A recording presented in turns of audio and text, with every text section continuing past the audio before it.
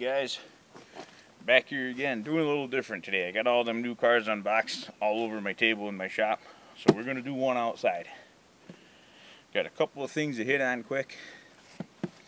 Toys R Us going out of business, so these WWE action figures are either 40 or 50% off now. Pretty cheap, and they work really good as drivers for your scale rigs. If you can go through their inventory and find something that doesn't look too much like a fucking circus freak. This Randy Orton figure I got, I can un-Randy Ortonify it with a little bit of acetone. You can take all the markings off their clothes, probably take their tattoos off them and shit, and just make them look like an average schmuck. That's a pretty cool thing to keep in mind, but you want to get there and get it done pretty quick, because the inventory is running out.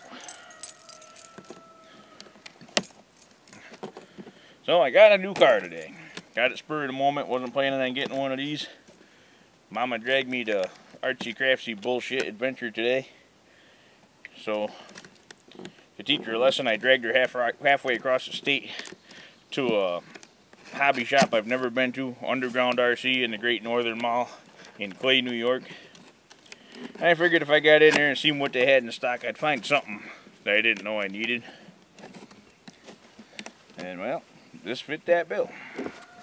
See if I can get the damn thing open. The Rage R10ST. Seen them online, never seen one in person.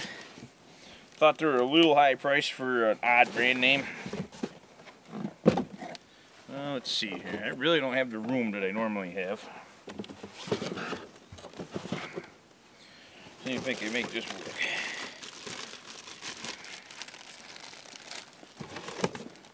I don't know if it's brushed or brushless or what. I didn't even read the box to see. We'll find out in a minute. 7.2 volt hump pack. Huh. That's a little trickery. That's a 6-cell hump pack. Not impressed by that. I hope that doesn't mean the battery tray won't take anything else. That will kind of piss me off. Rage RC R10ST Owner's Manual. Radio info. Assembly instructions. I'm waiting to get into that and see what it reminds me of. A couple servo horns, a plastic lug wrench,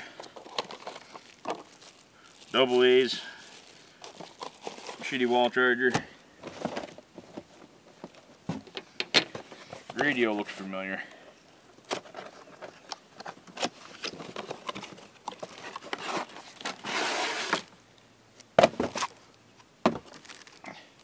Rage CTX 8000. I'm still not sure who made that radio, but it pops up all over the place. It's got the dual rates and the trims. I don't like the plastic wheel. I'd rather have some foam or rubber on there. Aside from that, it's not a bad feeling radio. I feel better when it gets the weight of the batteries in it. Alright, let's get to the truck. What's it held in there by? Held in there by broken zip ties. Interesting. Someone must have had this out and looked at it.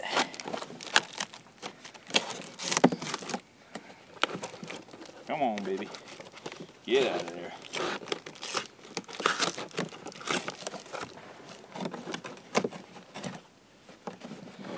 Oh, you fucking bastard.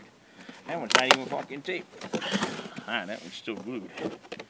Alright, truck is loose. Pretty good looking truck. Body puts me in mind of an Invader or T3, T4 maybe. It wouldn't surprise me if it was a clone of something. Front A-arms look pretty rugged. Rear A-arms also look pretty rugged. Body is good looking, which I thought that when I saw it online too. The wheels are kind of cool looking. Don't see chrome wheels on the Ready to Run too much anymore. Huh. That looks very familiar, boys. I'll be a son of a bitch. 3000 kV hobby wing, aluminum chassis, aluminum front and rear shock towers. Gentlemen, that is through and through the Charisma Desert Buggy that I just bought.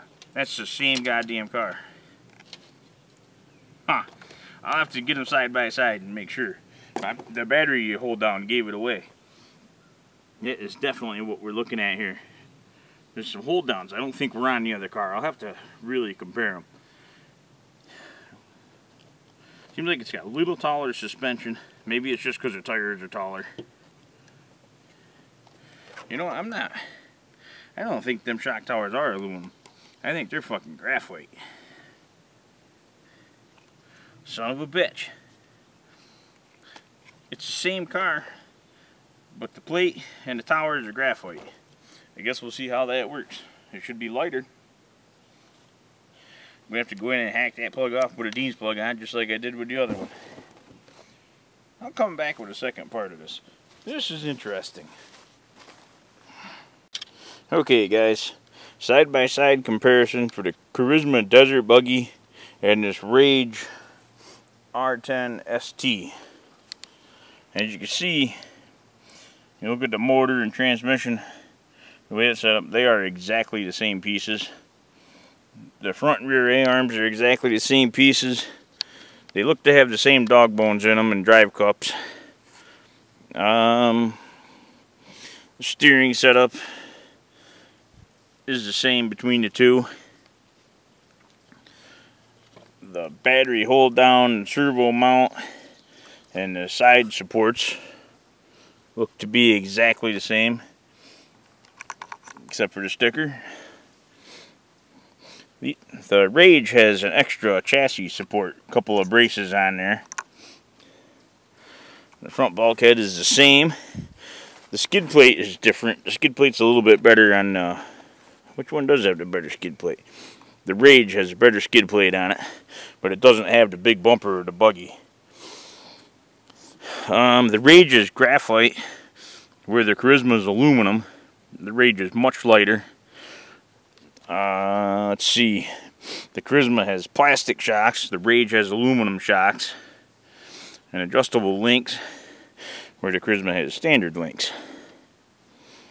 Very interesting. I'm not hating it. There should be lots of spare parts availability for both of these cars. Kind of a surprise. But now I know what it is anyway.